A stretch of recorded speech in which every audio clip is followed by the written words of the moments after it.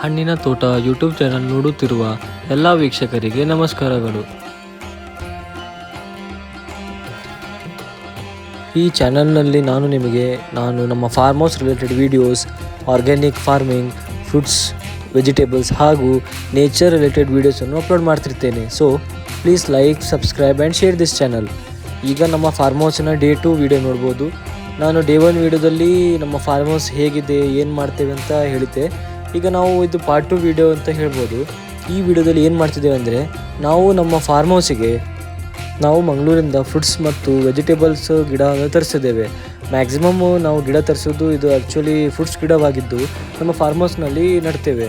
ಈಗ ನೋಡ್ಬೋದು, ಫಸ್ಟ್ ನಾವು ನಡಬೇಕಂದ್ರೆ ಇಲ್ಲಿ ಏನು ಮಾಡ್ತಿದ್ದೇವೆ ಅಂದರೆ, ಇಲ್ಲಿ ಟ್ಯಾಕ್ಟರ್ ಹಿಂದ್ಗಡೆಯಲ್ಲಿ ನೋಡ್ಬೋದು ರೋಟ್ರ್ ಅಟ್ಯಾಚ್ ಆಗಿ ಇಲ್ಲಿ ಈ ಥರ ನಾವು ಇದು ಮಾಡ್ತಿದ್ದೇವೆ. ಅಂದರೆ ನೋಡಿ, ಜಾಗ ಸ್ವಲ್ಪ ಗಟ್ಟಿಯಾಗಿದೆ. ಅದಕ್ಕೆ ಫಸ್ಟ್ ಒಂದು ಸತಿ ಜಾಗನ ಫ್ರೀ ಮಾಡ್ಕೊಳ್ಳಿಕ್ಕೆ, ಮಣ್ಣನ್ನು ಫ್ರೀ ಮಾಡ್ಕೊಳ್ಳಿಕ್ಕೆ ಈ ಥರ ಫುಲ್ಲು ನಮ್ಮದು ಜಾಗಕ್ಕೆ ನಾವು ಈ ಥರ ಲೂಸ್ನಿಂಗನ್ನು ಮಾಡ್ತಿದ್ದೇವೆ. ಈ ಥರ ಲೂಸ್ನಿಂಗ್ ಮಾಡೋದು ತುಂಬ ಅವಶ್ಯಕತೆವಾಗಿರ್ತದೆ.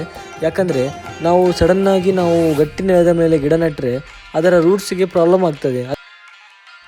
ಅದಕ್ಕೆ ನೀವು ನೋಡ್ಬೋದು, ನಾವಿಲ್ಲಿ ಯಾವ ಥರ ಇಲ್ಲ ಟ್ಯಾಕ್ಟ್ರಿಂದ ಸಹಾಯದಿಂದ ನಾವು ಈ ಥರ ನಾವು ಲೂಸ್ನಿಂಗನ್ನು ಮಾಡ್ತಿದ್ದೇವೆ.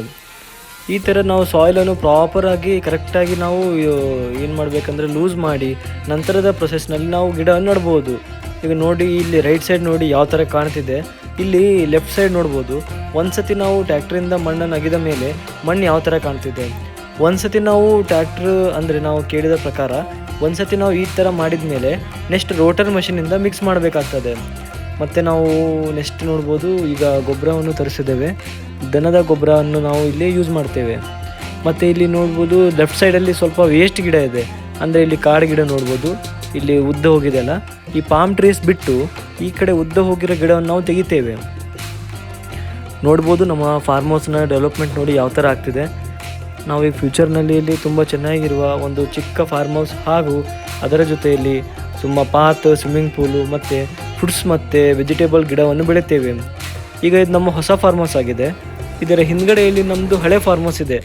ಅದು ತೊಗೊಂಡು ಅರೌಂಡ್ 6 ಮಂತ್ ಆಗಿದೆ.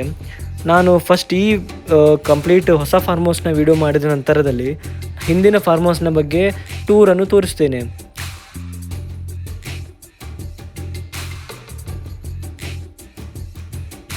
ನೀವು ನೋಡ್ಬೋದು ಯಾವ ಥರ ಕಲರ್ ಇದೆ, ಮಣ್ಣಿನ ಕಲರ್.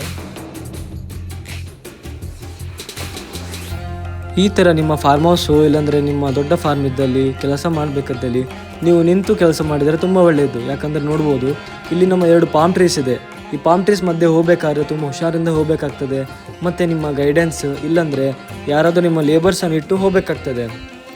ಯಾಕಂದರೆ ನಿಮ್ಮ ಸೈಜ್ ನೋಡ್ಬೋದು ಯಾವ ಥರ ಗಿಡ ಬೆಳೆದಿದೆ. ಇದರ ರೂಟ್ಸಿಗೆ ಡ್ಯಾಮೇಜ್ ಆಗಲಾರ್ದಂತೆ ನಾವಿಲ್ಲಿ ಕೆಲಸ ಮಾಡಬೇಕಾಗ್ತದೆ.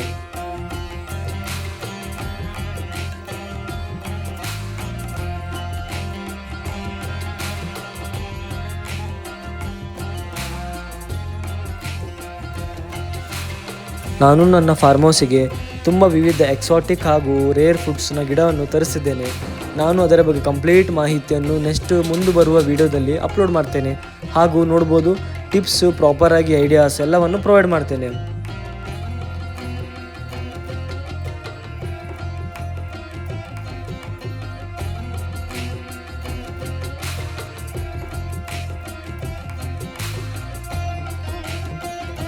ಈ ವಿಡಿಯೋ ನೋಡಿದ ಎಲ್ಲ ವೀಕ್ಷಕರಿಗೆ ಧನ್ಯವಾದಗಳು.